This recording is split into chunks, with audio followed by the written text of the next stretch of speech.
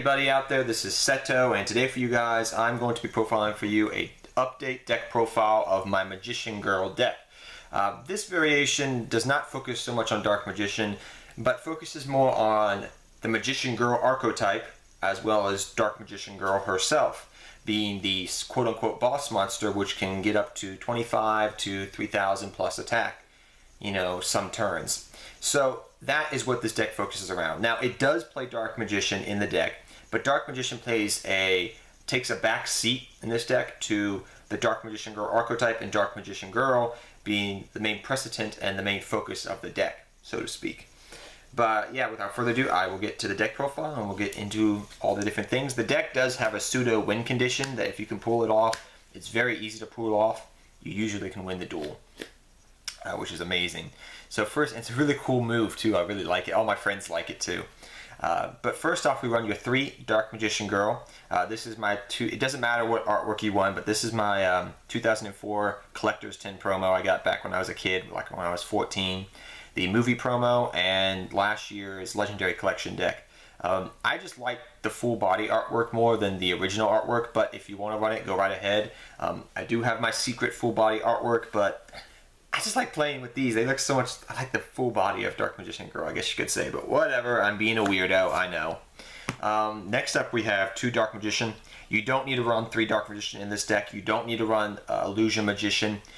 2 Dark Magician is really all you need. You're mainly using him for Magician's Navigation, which you can easily add 2 of them to your hand. You can recycle them if you want to, and you definitely have the Eternal Soul to reborn him as well. So you just need 2 in this deck. You don't need 3. I've tried 3, it clogged a little bit too much, so I cut them down to 2. You really don't need 3 in this version of the deck because you're focusing more on the Magician Girls and Dark Magician Girl herself. Next, you run your 3 Magician's Rod. Magician's Rod is your Stratos for the deck, so to speak. You normal summon him. You get a search off. You can pretty much search for half a dozen things in this deck except Eye of Timaeus, which I do run, but that's just me. But Magician's Rod really can help you search just about anything you need to in the deck. And the fact that you can add it back to your hand by, sometimes like I'll have a dead Magician Girl on the field, I'll pop it, after I activate a trap, add this back to my hand, do another search on my next turn, and set up for combo plays. So definitely 3 Magician's Rod. Next up, we run 3 Berry Magician Girl. I think Berry Magician Girl is kind of really underlining the best Magician Girl in the archetype, really. So she pretty much is like a mini Stratos as well. You normal summon her, you get to search for a Magician Girl. You can search for Kiwi Magician, you can search for Chocolate Magician, and you can search for Dark Magician Girl herself if you would like to. The fact also, if she's attacked or targeted or whatever, you can bring out a Magician Girl from your deck. It does come into play, and it's really helpful, and she can be a stall card. I kind of compare her to a pseudo Blue Eyes White Maiden. Maiden with the eyes of blue, like in Blue Eyes White Dragon. She's not as powerful as that, but she's a pseudo, she's like a step, just a little step below that, but she's very good, and I definitely like her as a 3 of in the deck. She's definitely a staple because she is a searcher on top of everything else. Next, you run 3 Kiwi Magician Girl. I feel this is the second best Magician Girl. Next to Chocolate. Chocolate's really good too. I don't know, they're all kind of equally good cards. But Kiwi is kind of like a mini Kalute or Crane or Honest in hand, kind of. So you can pitch this card to the graveyard even before you enter the battle step, which is really nice, from what I remember. And what you can do is send it to the graveyard, and for each Magician Girl on your field and in your graveyard, all Magician Girls on the field gain 300 attack times the number of Magician Girls. It can make Dark Magician Girl sometimes 26, 3,000, just depending upon how long the duel's been going on. It can make Berry a beat stick. It can make Chocolate a beat stick, because they just all work in combination with each other. So definitely a 3 of on the deck. If she clogs, you have Chocolate Magician Girl to pitch it, so it works out very nice. Next, you run your 3 Chocolate Magician Girl. You really need to run 3 of her. She helps you get your dead cards out of your hand that are not helping you that much and get draw power going. Plus, she can stall out because when she's attacked, you can reborn a Magician Girl card from your graveyard, so you can bring back Kiwi onto the field with Dark Magician Girl, have their attack, and they run over it. But she's usually a stall card, And that's the thing I like about this deck a lot, is because it will stall out till you get your combo plays and then you can go off. which is really nice. So that's why I like the Magician Girls in the deck, really. So definitely a 3 of in the deck. She's also Summoner Monk target, because you can go Summoner Monk, go into Chocolate Magician Girl, pitch a dead monster out of your hand, get a draw, and then go for an Exceed play that turn. So that's a nice little thing about her and Summoner Monk. You can go for rank 4 Exceed plays in the deck, which is very versatile and helps out a lot in the deck. But yeah, she's a very good staple of it, probably one of my favorite Magician Girls. I like her for some reason.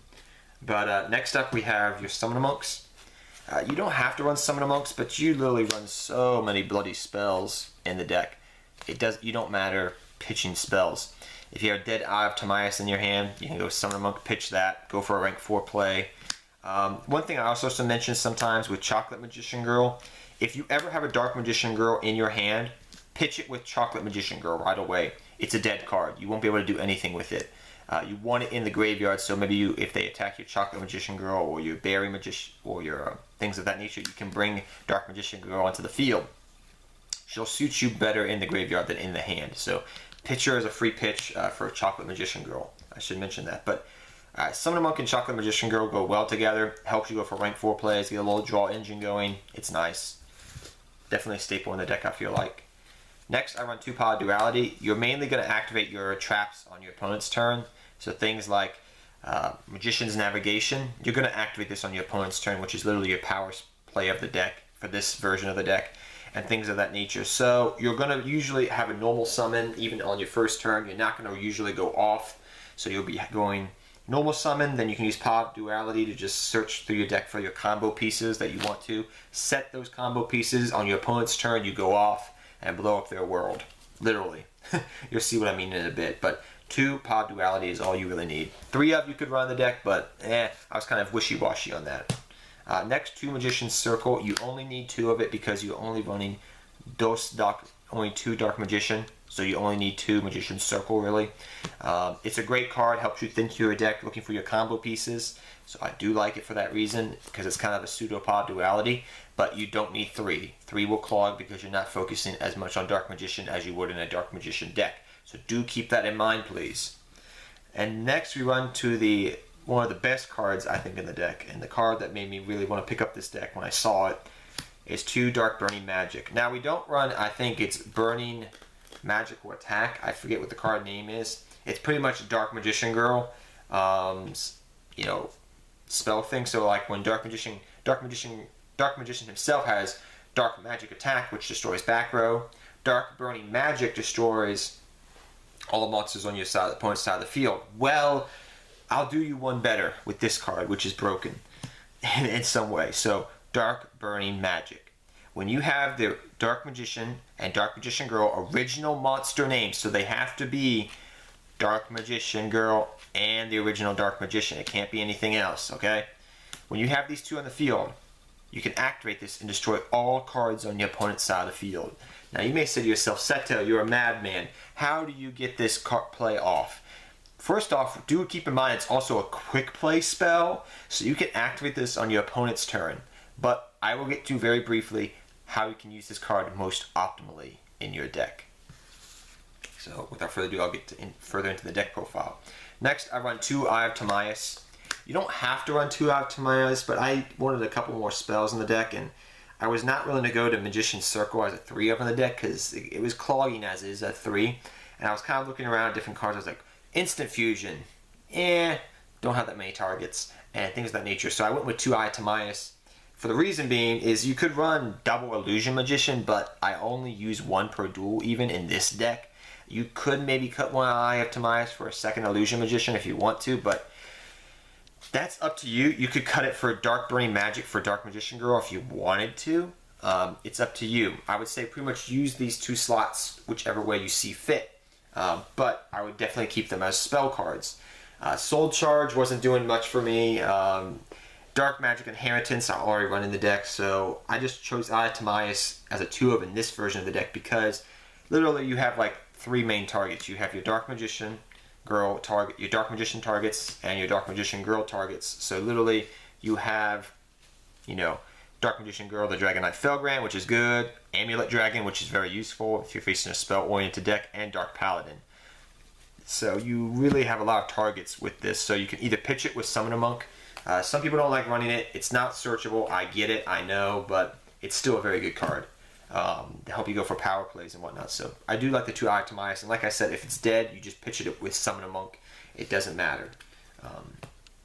Next up, you run 2/1 Illusion Magician. I originally was running this as a 2 of in the deck, and I may cut one of the Eye of Timaeuses for a second Illusion Magician, but I keep thinking to myself, every time I play it, I only activate 1 per duel. That's the thing. And it's searchable. So usually what I'll do, and the reason I cut it down from 1 of, from 2 of to 1 of, is literally Magician. I bumped up the Magician's Rod. I cut the second Illusion Magician's out for the 3rd Magician's Rod, and I never look back, because literally, usually my first turn involves this Magician. If I have different combo pieces, I mean, it depends. So if I already have a Dark Magician already in my hand, then I won't do this play. But if I don't, I'll go Magician's Rod, search the Magician's Illusion, set my back row, set the Illusion Magician, they'll try to run over the Rod, flip it, tribute it off, add 2 Dark Magician to my hand. If I have a Navigation, activate the Navigation. So literally, you only need 1 of. And even in Dark Magician, I only need 1 of. I found 3 to be a little bit too cloggy, but 1 of is good in the deck. Next, I run 1 Dark Magic Attack. Like I said, even though you run Dark Magician in the deck, it's still nice to run Dark Magic Attack in the deck. So 1 Dark Magic Attack, because you can bring this back later on, because you have Eternal Soul, so this will still be live, and it's searchable through Eternal Soul, which is nice. So 1 Dark Magic Attack still. You can run the Dark Magician Girl one of this version, which is Dark Burning Magic, I believe, but Dark Magic Attack is a little bit better. But let's go to some 1-ofs here. We run 1 Regeki, 1 Dark Magician Expanded, and 1 Dark Magical Inheritance, which I love the artwork of that card. It looks so badass. So Regeki, it's a good card. Dark Magic Inheritance, because we are running Dark Magician and Dark Magician Girl in this deck, you can easily get all the effects that you want to off here, which one is gaining 1,000 attack, the other one says this turn your opponent can't activate cards and effects in response to your spell and trap effects. Also, spell and trap cards you control can't be destroyed, which is nice.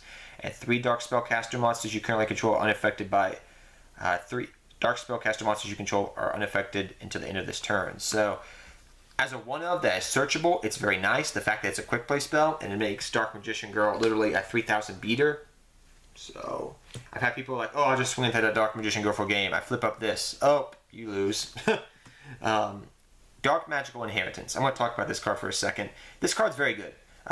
You have a lot of spells that you can send, banish for it. But early on in the duel, Dark Magical Inheritance is not going to be live. It will be live mid to late game.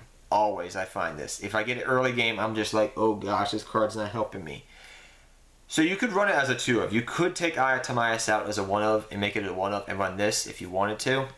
But I'm going to tell you, from personal experience playing the deck and trying to make it consistent, it will get cloggy as a 3-of. Do not run it as a 3-of. You could run it as a 2-of, but it will be live most of the time. And if you get double Magical Inheritance in your hand, and your hand is really not that good, you lose. You'll automatically lose. So as a 1-of, that is searchable, because you have to keep in mind, this card is searchable off Magician's Rod and Magician's Circle. So that's fine. But as a 3-of or a 2-of, I'm kind of wishy-washy on that. But I like it just as a 1-of. On to the traps. And we're going to talk about our combo plays here now. So our combo plays, we have 3 Magical Navigation. This card's more busted in this deck than it is in Dark Magician. It's amazing. Now, look at the artwork there for a second. What 2 monsters do you see on the artwork? Okay, you see Dark Magician and Dark Magician Girl, right? Right. Ah, what did I say about this card? You need the original Dark Magician and Dark Magician Girl on the deck, right? Right. Alright, so watch this. You have this and this in your opening hand, okay? As well as Mr. Dark Magician himself, alright?